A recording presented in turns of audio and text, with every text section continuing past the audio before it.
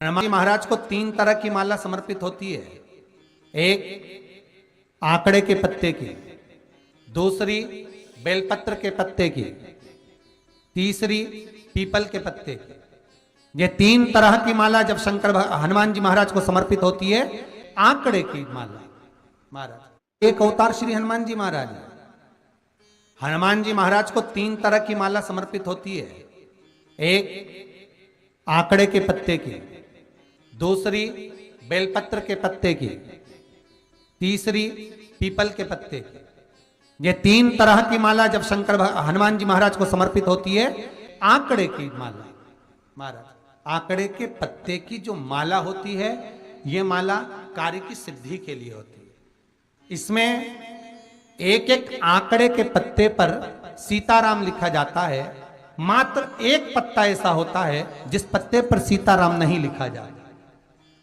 108 पत्ते में से एक पत्ता, बस उस पत्ते को हथेली में रखकर उल्टा हाथ आपको रखना है और अपनी कामना कर कर उस पत्ते को बांध देना है।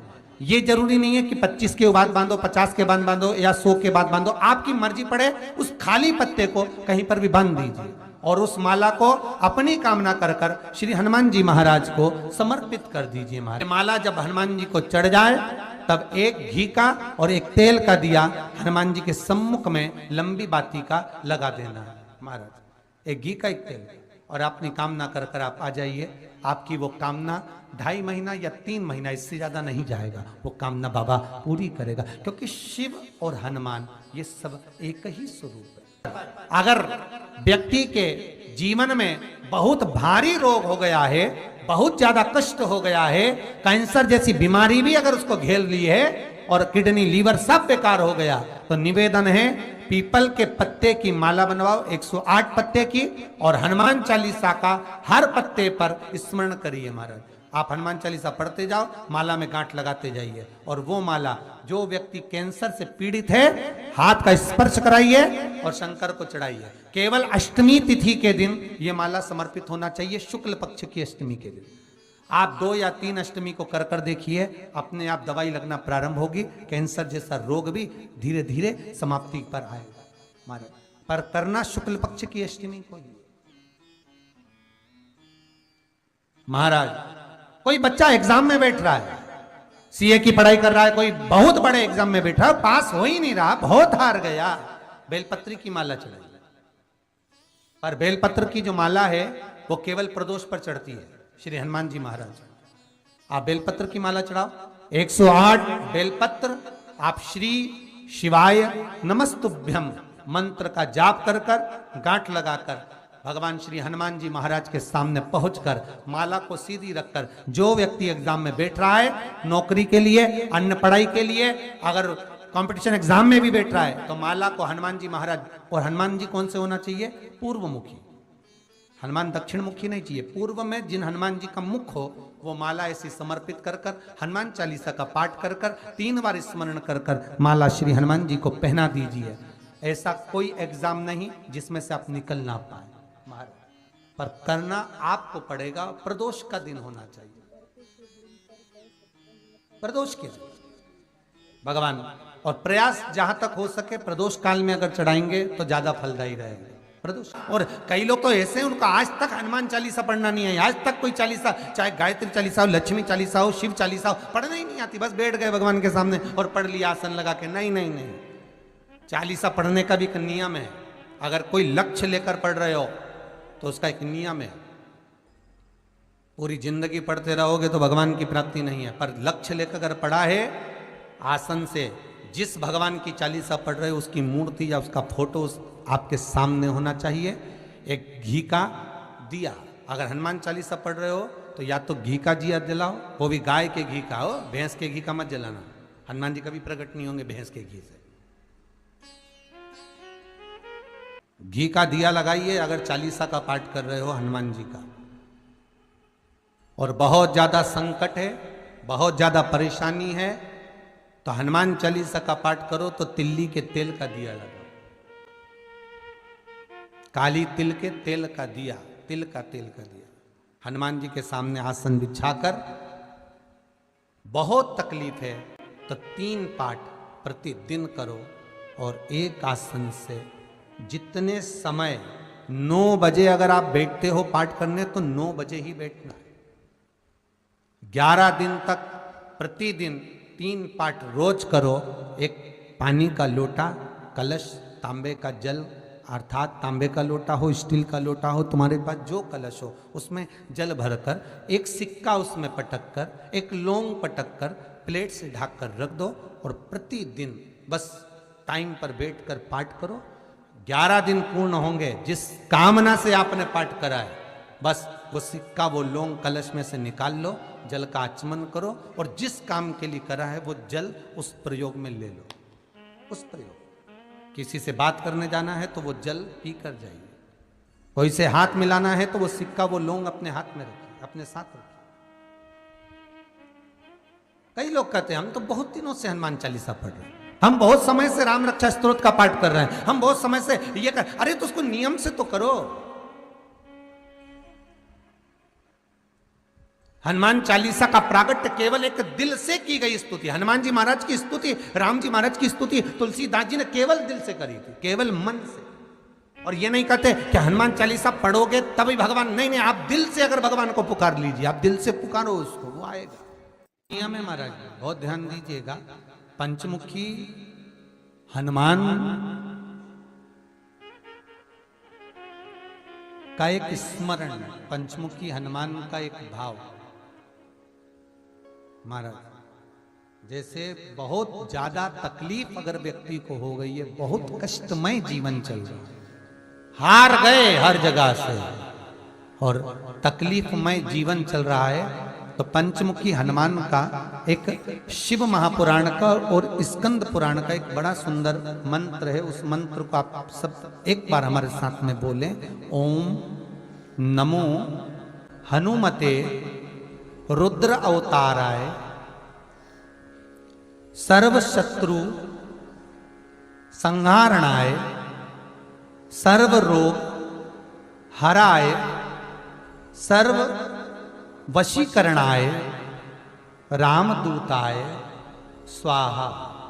बस इस मंत्र को हाथ में काली तिल लेकर, एक जौ लेकर और गूगल लेकर, थोड़ा सा उसमें गाय का घी डालकर, कंडे को या अग्नि को जलाकर इस मंत्र का 11 बार 21 बार जाप कर कर अपनी कामना कर कर छोड़ दीजिए।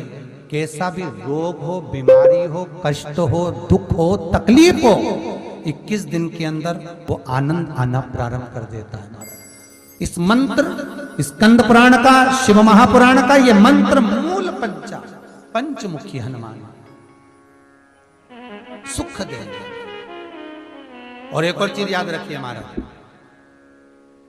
यदि कोई काम के लिए जा रहे हो, कोई व्यापार के लिए जा रहे हो या नौकरी करने के लिए जा रहे हो और लगी नहीं रही, बहुत तकलीफ पा रहे हो, सर्विस ही नहीं लग रही, बहुत कष्टमय हो गया, तो निवेदन करूंगा 5 पीपल के पत्ते पर बेसन के 5 लड्डू घर में बने हुए, गाय के घी के 5 लड्डू रख लो, उस लड्डू के बीचों बीच एक आटे का दिया और उसमें तिल्ली का तेल डालकर इसी मंत्र का प्रयोग कर कर पंचमुखी हनुमान का किसी भी हनुमान के मंदिर में जाकर, दक्षिण मुखी हनुमान के मंदिर में जाकर उसको रख कर आ जाइए। इसके बाद आप उस काम के लिए जाइए, आपका काम सफल हो जाएगा। आपको किसी को नहीं कहना पड़ेगा कि हाथ जोड़ना नहीं पड़ेगा, किसी के पांव नहीं पड़ना पड़ेंगे, तुरंत काम होगा।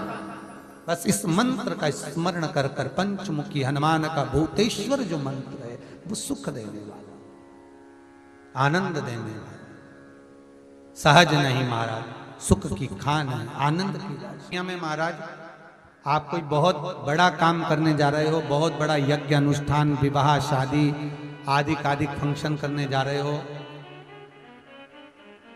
4 दिन 8 दिन के लिए आप घर से बाहर जा रहे हो और आपको लगता है कि घर में ताला कैसे लगाएं, तो निवेदन है एक तांबे के कलश में जल भर लीजिए और जल भरकर उसमें थोड़ी सी काली तिल डाल दीजिए, भूतेश्वर शिव का नाम लेकर।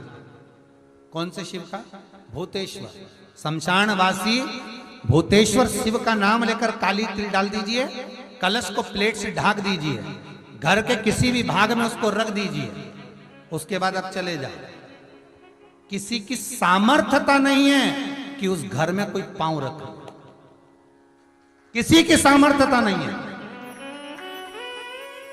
और अगर कोई भूले से पांव भी रख दिया तो 22 दिन या 21 दिन के अंदर उसको, जैसे लोगों को हवा आती है ना, बस उसको चक्कर आना चालू हुआ, बाल खोल खोल के घुमा मिलेगा। शास्त्र प्रमाण करता है हमारा भूतेश्वर शिव। ये कलश जो होता है ना, जल का जो पात्र होता है, ये साधारण नहीं होता, सहज नहीं होता महाराज। जैसे आज आपने मेरी लाज रखी, रक्षा करी और किसी को आने नहीं दिया, विनती स्वीकार करना। आपका जल पात्र भूतेश्वर के नाम से काली तिल से जहां रखा जाए उस गृह में कोई प्रवेश ना कर पाए। शिव जी ने वचन दे दिया, मेरी चंडियां 64 योगनियां, डाकनी, पिशाचनी, चुड़ैल और भूत इस कलश के विराजमान होते ही सर्वस्व फैल जाते हैं। फिर अंदर कोई नहीं आ सकता, भीतर प्रवेश नहीं हो सकता। जिसकी फैक्ट्री नहीं चलती हो, प्रॉपर्टी की आप खरीदारी बेचादारी करते हो, प्रॉपर्टी से जुड़ा हुआ काम करते हो, या लोहे से जुड़ा हुआ करते हो, या फैक्ट्री आदि का कर्म करते हो, कोई मैन्युफैक्चरिंग करते हो, वो नहीं चल रहा, तो हनुमान जी के उल्टे पांव का सिंदूर लीजिए और हनुमान जी के दूसरे नंबर के भाई गतिमान का नाम लीजिए। किसका नाम लेना है? गतिमान। गतिमान का नाम लेकर फैक्ट्री के बाहर या फैक्ट्री पर एक स्वस्तिक का निर्माण कर दीजिए, हनुमान जी के उल्टे पांव के सिंदूर और गतिमान का नाम लेकर। कभी आपकी फैक्ट्री कोई काम नहीं निकालेगी, उन्नति की ओर ही लेकर जाएगी, कभी घाटे की ओर नहीं जाएगी। गतिमान का नाम, रतिमान, केतुमान, मतिमान, ये जितने भी नाम है हनुमान जी के भाइयों के, ये सब कल्याण प्रद, एक एक नाम कल्याण प्रद हमारे, एक एक। यदि बच्चे को सर्दी ज्यादा होती है, निमोनिया ज्यादा होता हो, ठंडा का कोटा ज्यादा रहता हो, तो पीपल के 5 पत्ते महाराज उस पे घृत लगाकर हनुमान जी के तीसरे नंबर के भाई व्रतिमान का नाम लेकर, व्रतिमान का नाम लेकर बच्चे की छाती पर एक वस्त्र से उसको बांध दीजिए, रात्रि भर बंधे रहने दीजिए महाराज। तो बस एक बार बांधना है, उसके बाद सर्दी का कोटा नहीं रहता महाराज, बच्चा स्वस्थ अपने आने। हनुमान जी महाराज के जितने भी भाई हैं सबका आनंद सुख सिद्धि मालूम है? अरे जल्दी बोलो, नहीं मालूम? लिखना चालू करो वापस। अष्ट सिद्धियां, पहली अणिमा, पहली कौन सी है? अणिमा। दूसरी महिमा, तीसरी गरिमा। अष्ट सिद्धियों में पहली अणिमा, दूसरी महिमा, तीसरी गरिमा। ये हनुमान जी महाराज की जो अष्ट सिद्धियां हैं, इन सिद्धियों के लिए आपको ज्ञात होना चाहिए, हनुमान जी महाराज के जब घर में तुम रोज हनुमान चालीसा का पाठ करती हो, आज एक दिन हो गया, कल दूसरा दिन हो गया, तीसरा दिन हो गया, कैलेंडर में जो पंचांगो कैलेंडर हो, उस कैलेंडर में एक निशान बनाकर रखो कि आपके 108 जब पाठ पूरे हो जाएं, तब 108 बाती आप हनुमान जी महाराज की इन अष्ट सिद्धियों के नाम से लगा दीजिए। जिंदगी में आपका कभी बाल बांका नहीं हो सकता और आपकी उन्नति को कोई रोक नहीं सकता, यह पक्का है। अष्ट सिद्धियां, नवनिधियां, 108 जब हनुमान चालीसा के पाठ हो जाए। और कभी कभी व्यक्ति के जीवन में ऐसा भी होता है कि भाई उसको बहुत तकलीफ आ जाती है कि मेरी दुकान नहीं चल रही, व्यापार नहीं चल रहा, मेरे साथ अच्छा नहीं हो रहा, मेरे को तकलीफ आ गई, शनि बढ़ गया, ये हो गया, ढैया हो गया, 7.5 हो गया, बड़ा तकलीफ, कहीं गिर रहा, कहीं पड़ रहा, तो उस व्यक्ति को 108 पाठ एक साथ कर लेना चाहिए। आज बैठा सुबह से शाम तक में 108 पाठ करके और फिर ये अष्ट सिद्धियों की बाती लगा दे। अष्ट सिद्धि पर अष्ट सिद्धियों की जो बाती लगती है घृत में है, घी घृत, अष्ट सिद्धि। तो ये बाती, तो पहली अणिमा सिद्धि, दूसरी महिमा, तीसरी गरिमा, चौथी लघिमा, चौथी है लघिमा, पांचवी प्राप्ति, पांचवी क्या है? प्राप्ति। छठी प्राकंभ, छठी है प्राकंभ, सातवीं है ईर्ष्यत्व, ईर्ष्यत्व, और आठवीं है वशिष्ठ, आठवीं है वशिष्ठ। ये हनुमान जी महाराज की 8 सिद्धियां और 9 पूरी हनुमान चालीसा की एक एक चौपाई में एक एक चीज से एक एक बीमारी का इलाज है, एक एक बीमारी का। महाराज हनुमान चालीसा की एक एक चौपाई से एक एक बीमारी का।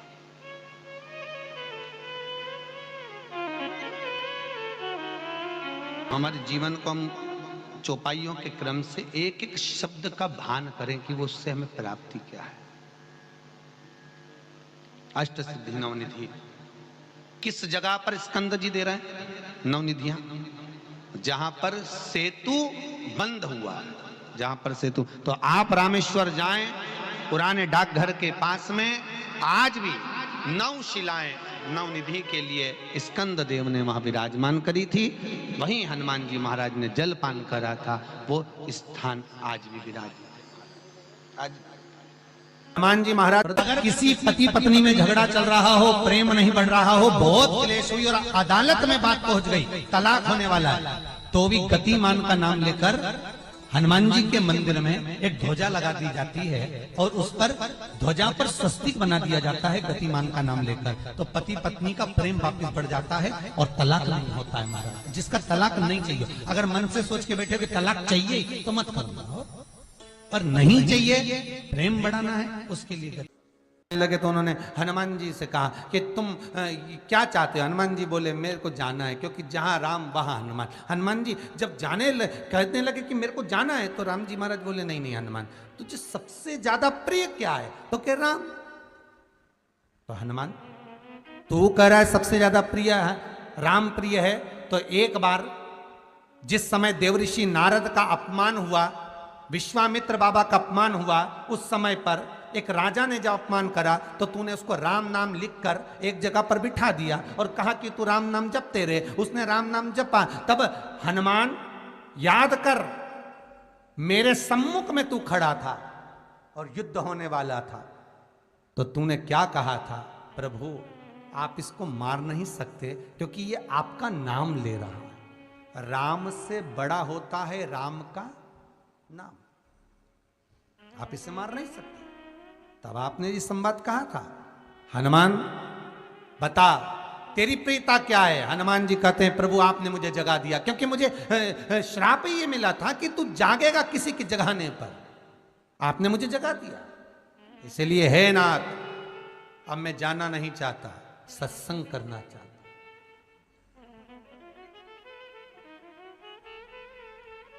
श्री राम जी का चरित्र है, अब मैं सत्संग करूंगा, भजन करूंगा, नाम जाप करूंगा।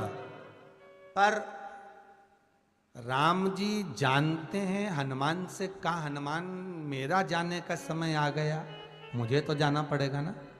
सीता पृथ्वी में चली गई, मुझे भी जाना है, मैं सरयू के जल में अपने प्राणों को त्यागूंगा, मानव का शरीर है इसको त्यागना तो पड़ेगा ना हनुमान। हनुमान जी बोले तो त्याग दो, त्यागने में क्या दिक्कत है, त्यागो आप तो। पर दिक्कत एक बहुत बड़ी है। तो राम जी ने जैसी कहा दिक्कत बहुत बड़ी है, तो हनुमान जी पूछे ऐसी कौन सी दिक्कत है? हनुमान जी के शब्द सुने तो राम जी बोले, जब जिस समय पर तुम सूर्य को निगल गए थे, इंद्र को क्रोध आया था और इंद्र ने तुम पर वज्र का जब प्रहार करा था, जब वज्र का प्रहार इंद्र ने करा तब तुम्हारा नाम हनुमान हुआ। तब सारे देवी देवताओं ने तुम्हें वर प्रदान करा। उस जगह पर यमराज भी खड़ा था, तो यमराज ने तुम्हें वर दिया था कि जहां हनुमान होगा वहां यमराज नहीं होगा। अब दिक्कत यह है कि मुझे प्राण त्यागना है और तू मुझे 1 मिनट के लिए नहीं छोड़े, तो यमराज आएगा कैसे? दिक्कत वहां अड़ी पड़ी है।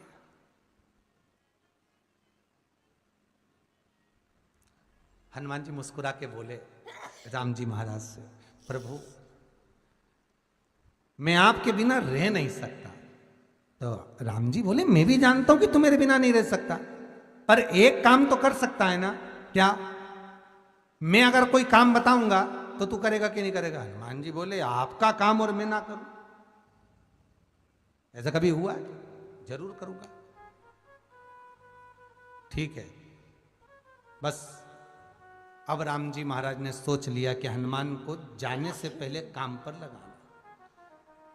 अब वो कौन सा काम था? बोलो रे भाई। हनुमान जी को कहां काम पर लगाया राम जी ने? किस जगह पर काम पर लगाया? अरे सभी ने रामचरितमानस सुनी है, खूब सुनी, जल्दी बताओ। राम जी महाराज ने प्राण त्यागते समय, सरयू जी में प्राणों को देते समय, राम जी ने हनुमान जी को किस काम में लगाया था? कि राम जी ने अपने हाथ की एक मुद्रिका जिस पे राम लिखा हुआ था, वो मुद्रिका एक अयोध्या की एक सरंग में जमीन में डाल दिया और हनुमान से कहा जा जरा ढूंढ के लेके आ, मैं अभी घूम कर आया। और हनुमान जी तलातल रसातल भूमि के नीचे पताल में चले गए उस मुद्रिका को ढूंढने के लिए जिस पे राम लिखा है। और हनुमान जी पूछते भी जा रहे राम कहाँ है? राम की मुद्रिका पड़ी थी, राम की अंगूठी है। अब राम का ही सत्संग करते करते जा रहे और राम जी चले गए सरयू, क्योंकि हनुमान अगर होगा तो यमराज नहीं आ सकता। हनुमान को यहां से हटाना पड़ेगा तब यमराज लेने के लिए आ सकता, तब यम आए। और क्योंकि यम अपने नियम को धारण करेगा, चाहे कृष्ण हो चाहे राम। वही बात फिर याद कर लीजिए, अच्छा कर्म करिए, कर्म का दंड तो भगवान को भी भोगना पड़ता है। अगर कोई अदालत में केस चल रहा है, बहुत बड़ी समस्या में आप पड़ गए, बहुत बड़ा टेंशन बिल्कुल आकर खड़ा हो गया है, तो चंदन, एक लाल चंदन बाजार में मिलता है, पूजन वालों के यहाँ पूछना, लाल चंदन आता है। वो लाल चंदन को घिस कर उसमें थोड़ा सा तिल्ली का तेल डालकर महाराज हाथ में चंदन को लेकर शिवलिंग पर लगाएं और बड़ के पेड़ के नीचे, बड़ के जड़ में जाकर बटकेश्वर महादेव का नाम लेकर उस चंदन को लगाएं।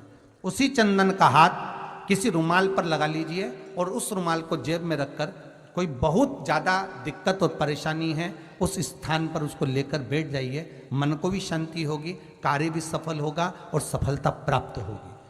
बस तुमरुका जी का नाम का उसमें स्मरण करना है, कोई सहज नाम नहीं है। फिर निवेदन करूंगा, नारी अगर बच्चे को जन्म देती है और बच्चा 4 महीना 6 महीने तक गर्भ में रहता है, उसके बाद अवर्षण हो जाता है, तो एक नारियल पर, श्रीफल पर स्त्री के हाइट की मोली, मोली मतलब नाड़ा जो हाथ में बांधते हैं, लच्छा, उसको नाप लीजिए और तुमरुका जी का नाम लेकर उस नारियल पर लपेट कर अपना नाम और गोत्र बोलकर शंकर जी के शिवलिंग के पास में जो जलाधारी होती है चारों तरफ, शिवलिंग के पास में वहां रख दीजिए। शिव के शिवलिंग का स्पर्श करिए, एक बेलपत्र उठाकर मंदिर की चौखट पर खा लो, तुमरुका जी का नाम लेकर। महाराज होने वाला जो बच्चा है वो पूर्ण होगा, बीच में अवर्षण नहीं होगा, बच्चा समाप्त नहीं होगा महाराज, और स्वस्थ उत्पन्न हो।